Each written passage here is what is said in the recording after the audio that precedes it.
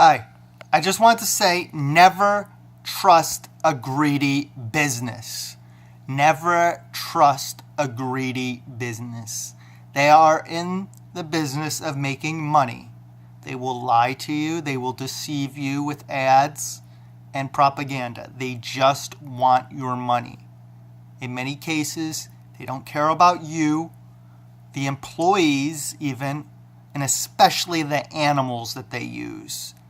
Yes, the United Egg Producers and California Egg Farmers Associations both fought and are fighting tooth and nail against caging of the birds. They want them to be caged because it's more efficient, more profits.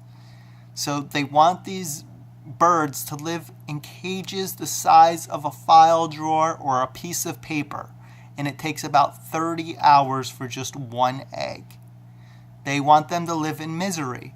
Imagine living in solitary confinement, less than solitary confinement, and never leaving that cage.